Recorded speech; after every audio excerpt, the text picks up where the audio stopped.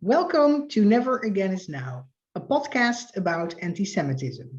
I'm Evelyn Marcus, and in addition to being a psychologist, I'm featured in the documentary about anti-Semitism, Never Again Is Now. I'm a Dutch Jew and the daughter of Holocaust survivors. In 2006, I immigrated to the United States because of the rising anti-Semitism in Europe. I am Phyllis Zimbler-Miller, founder of the free nonfiction Holocaust theater project, thinedgethewedge.com. I grew up in a small town in the Midwest. It was not a Holocaust survivor community.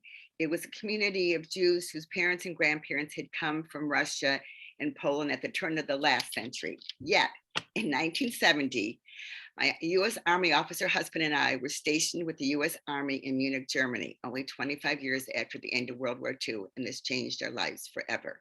Evelyn? Our guest today is Lela Casey. Lela is a mother of 3 children living in Bucks County, Pennsylvania. Being raised by a fiery Israeli mother and a gentle farmer in the middle of nowhere lent her a unique perspective on Judaism. She holds degrees from Penn State University and Rhode Island College. Besides contributing to Kveller.com, she is the editor of the website The Wisdom Daily of the organization Klal, which was founded by Auschwitz survivor Elie Wiesel. Lela, welcome to our show. Thank you. We're thrilled to have you on.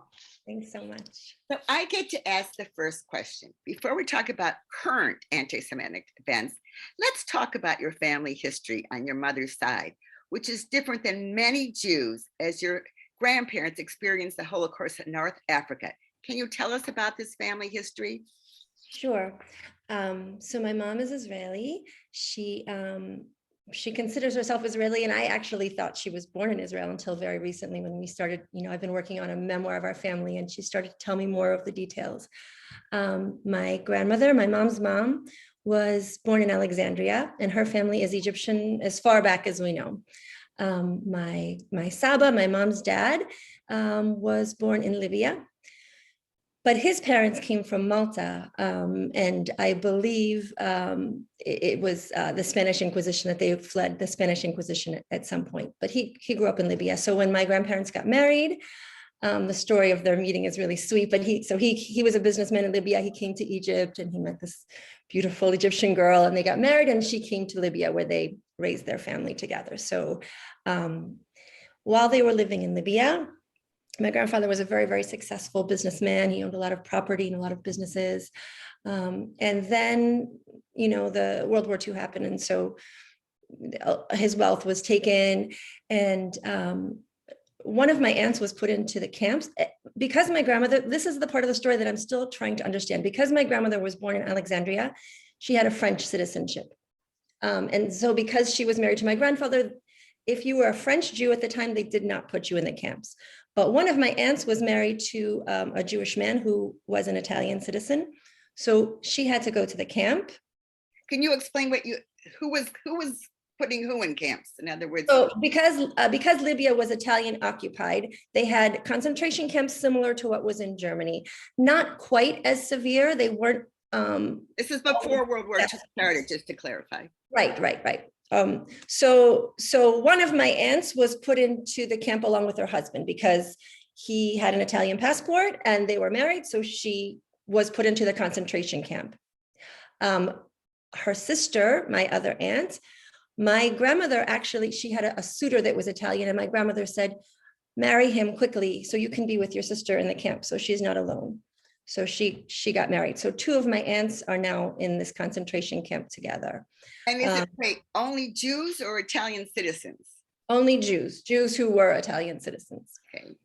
So my family spoke Arabic, Italian, French, because they were so, all of these different places together. They didn't speak Hebrew at this point. So 2 of my aunts are in camps. Into the concentration camp. My grandmother was a very special person. And I'm not sure how this happened. It must be that the camps were not as severe, because I can imagine this happening in a German camp. But my grandmother actually was able to visit her daughters and bring them sweets. And she would sit with the ladies in the concentration camp and tell them, read their futures. Like, she would tell them all these beautiful stories of what life would be like, after the Holocaust. And these stories really, the ones who survived actually found her later in life and came back and told her how the hope that she gave them really, carried them through.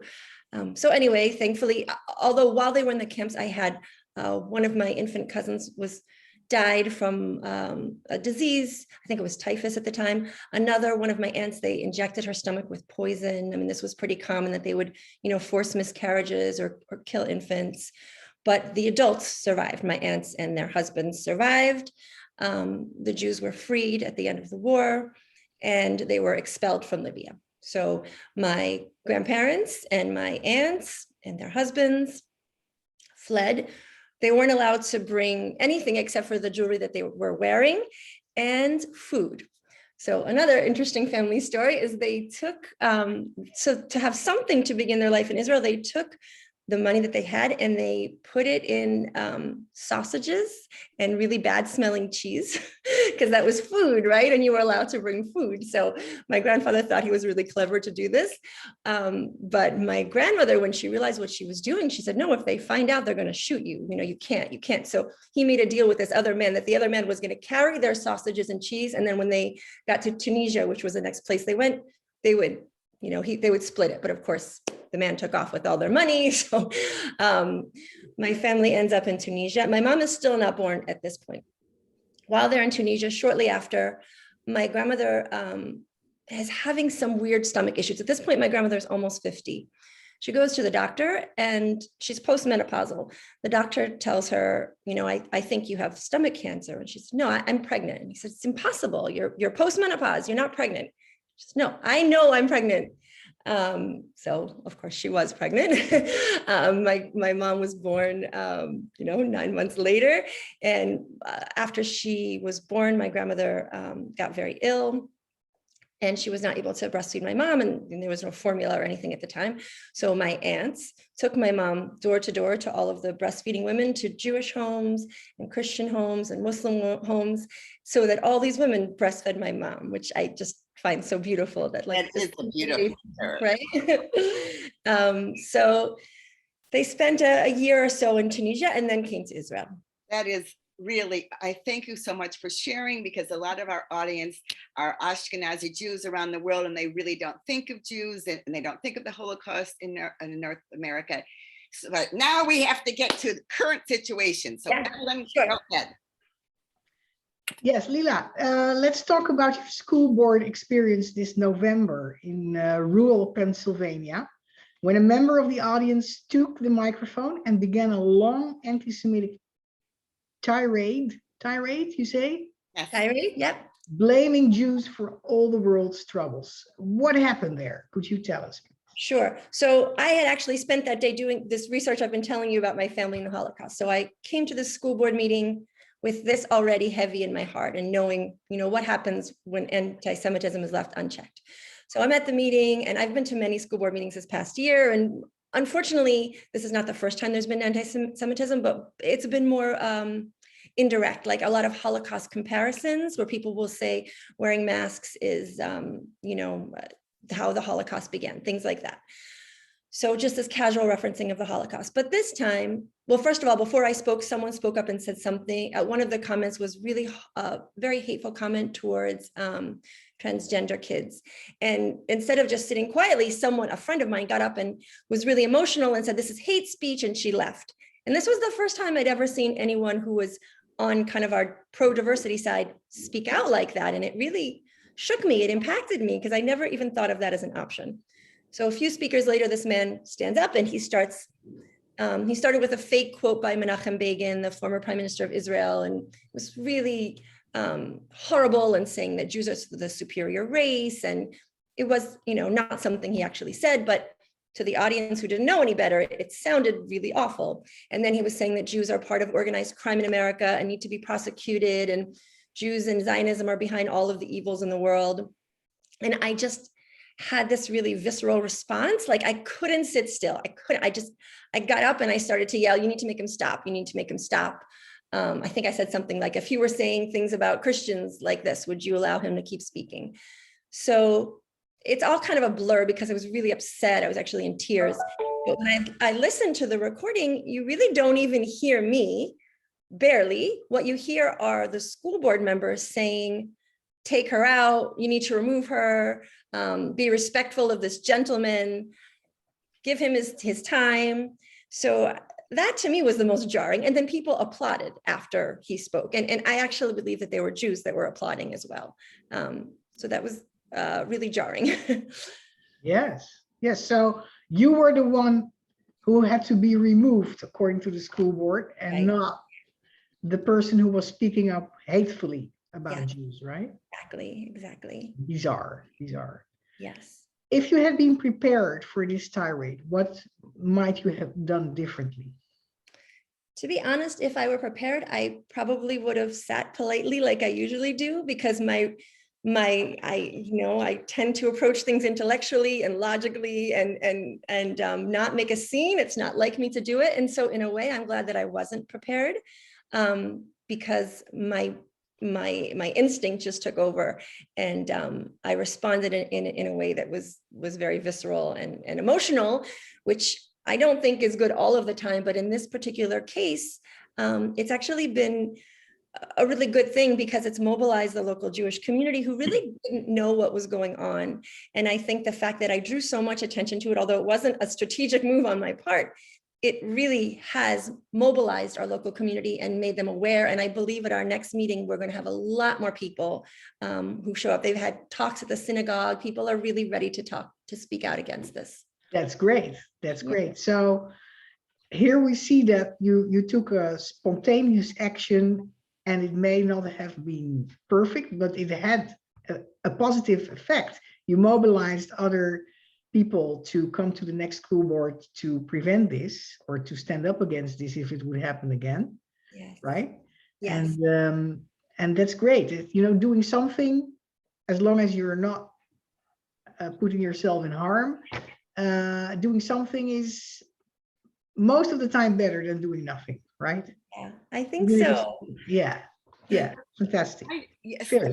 What I was thinking of, I'm saying this because Lela's in Pennsylvania. So 1,000 years ago, really, only the 70s, when I worked at the Jewish Exponent in Philadelphia, I took an assertiveness training course.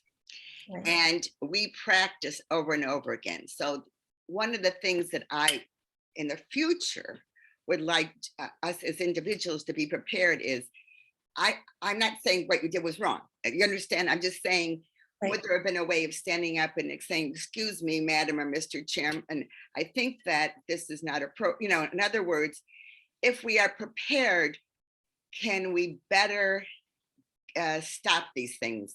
I don't know. I'm just raising that question for us to think about as an audience. Yes, I don't know either. And I mean, my go-to response, as I said, is to, prepare a well thought out speech and have it ready. But, there was nothing in that moment. I was not allowed to say anything. So the fact that I said anything was bold, even if I would have said something very articulate. Oh, no, I think it was wonderful. I just wanted our audience to think about what we can do to prepare ourselves. Right. So that we're not kicked out, but then I don't know if you can stop free speech. So that's my next question. Yes. So has the school board publicly said there are going to be changes in the way, your school board, in your community? No, and I think that's been the most hurtful part about all of this is, as I've researched a little bit more about free speech and what is and isn't allowed, and actually a more recent ruling has allowed almost everything to happen at school boards. So I don't know that they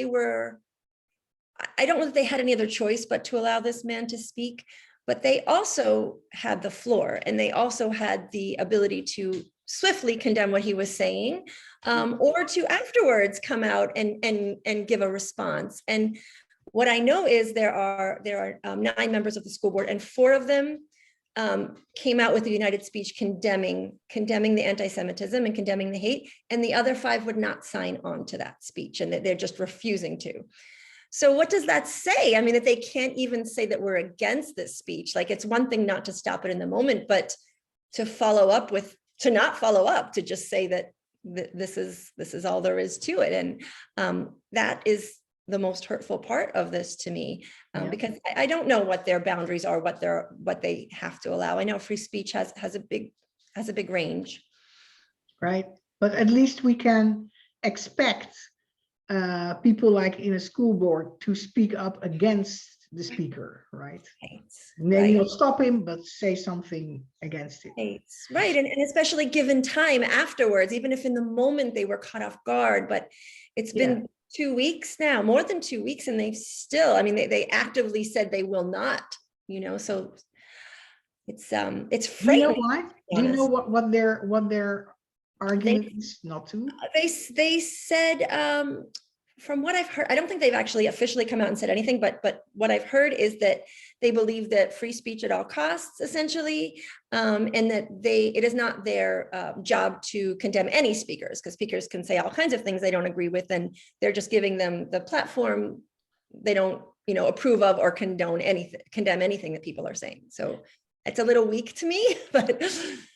Can I just say, it's I track this every day. A lot of universities or other organizations at least have been able to issue statements saying this does not represent the thinking of our organization.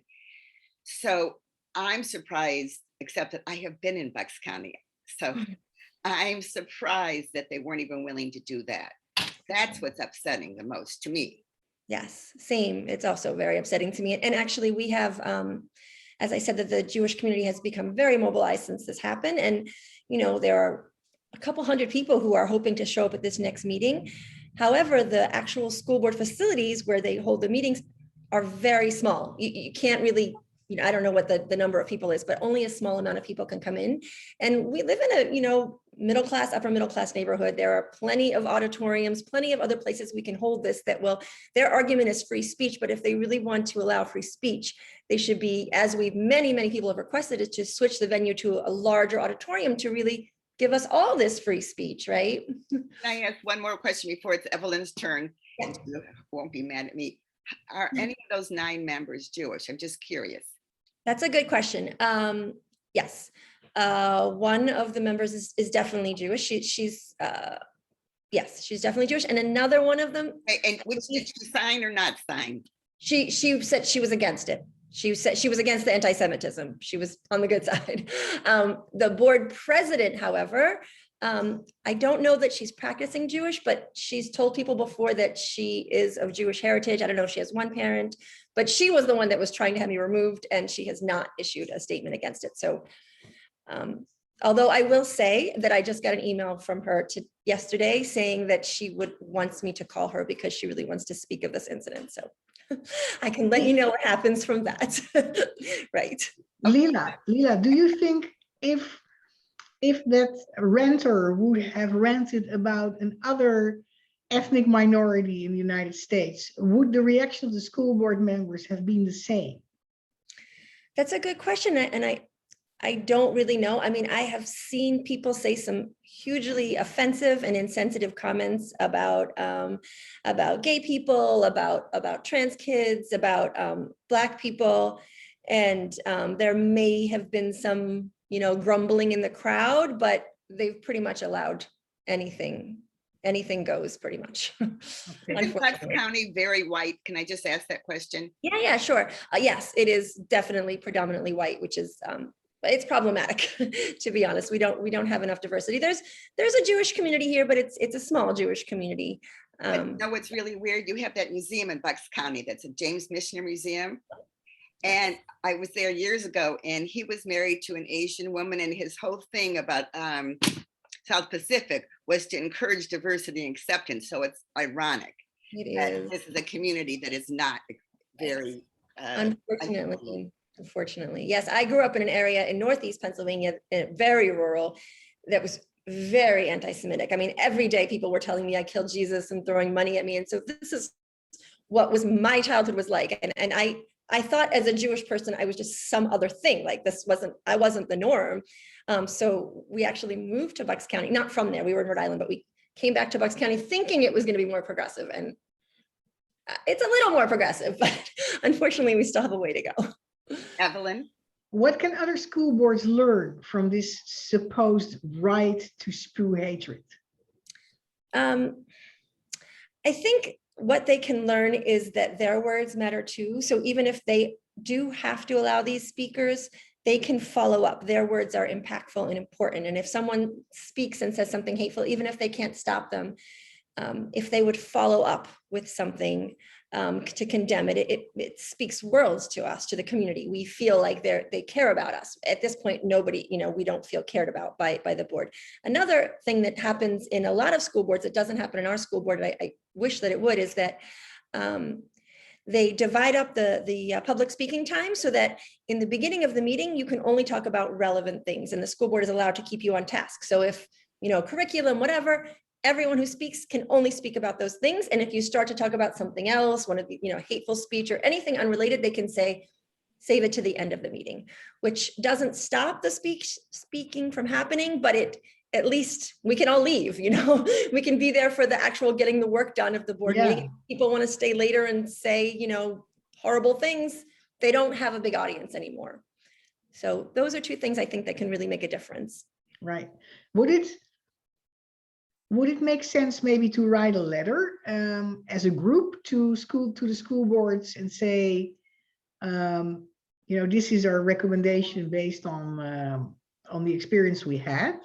Right, we have. I mean, that's why the school board lady reached out to me for a phone call, because we've really inundated them with emails about, especially, I'm really excited to see how mobilized the Jewish community is. That's good. Yeah, that's great. Before we get to my final question, giving you a last thought, there's a question. I know there's one synagogue in Bucks County. Is there more than one synagogue? Tell us a little bit. There's Temple Judea is the one that's closest to me. It's only about a mile away. And then there's also Chabad. Obviously, Chabad's everywhere. We have a pretty good Chabad community here. There are others. I don't know if there's another synagogue actually in Bucks County, but Montgomery County, which is right next door, has quite a few synagogues. So I'd say each of my kids' grades, they probably have 5 or 6 Jewish kids. So, So they're not the only kid. I mean, I grew up as the only kid in my class every year. So, okay, but your kids have at least, okay, that's what I wanted, a little bit more of a picture. Okay, right. So now, unless Evelyn wants to ask something, okay, so the next question is, what recommendations do you have for individuals? Knowing that you went through this spontaneous outburst, is there anything ahead of time maybe that people coming to school boards, or what can we tell individuals how to speak up without putting themselves at physical harm? Right. I think what I'm learning is how connected hate is. I mean, anti-Semitism is one form of hate, but it's all connected. And if you allow one kind of hate in your community, it kind of opens up the doors to other forms of hate. So I'd say one important thing we can do is to build relationships, build allies among different marginalized groups. It's very important. And to show up and make your voice heard consistently. It's really great that all these people are planning on coming to this next meeting, but if that's the only meeting they come to, it won't be enough. Unfortunately, the other side, this anti-diversity group, they show up every time, over and over. They fill the room, and we need our people to do that too. We need a large group of people united. Bring your friends, show up to school board meetings over and over and over, and be consistent. Don't let your voices be drowned out. Yes, and that would be appropriate, not just at school board meetings, but everywhere where this situation exists. So this is your chance for your last thoughts, and we really appreciated your words and that you shared your experience with us. I hope this will motivate other people in school boards. But do you have any last thoughts? I think the most important thing that is on my mind is how impactful words are. Just kind of letting this casual anti-Semitism go by has led to this escalation where things have gotten bigger. Could you repeat that once more? That's the core. Just say that once more. Sure. Words matter, right? So letting this sort of casual anti-Semitism go by and kind of sitting passively while it happened, and now it's escalated to something bigger. Unfortunately, words can incite violence. And I think if we don't stop these things while they're small, it's going to continue to get bigger, and we're going to be faced with a problem that we can't handle. So again, I think it's important for people to unite, to show up, and to just really let the community know that we won't tolerate this hate. We won't. Perfect. The Claims Conference right now has a model, it's about Nazi Germany. It started with words. So you put your finger exactly on it. We just let all these things slide. I love what you said. So thank you, thank you, thank you. And thank you to our listeners. And everyone, do check out Evelyn's documentary, Never Again Is Now. It's on YouTube and Amazon. And you can get more information about my free nonfiction Holocaust theater project at www.thinedgeofthewedge.com. And everyone, please, without putting yourself in physical danger, speak up against anti-Semitism and hate whenever you can.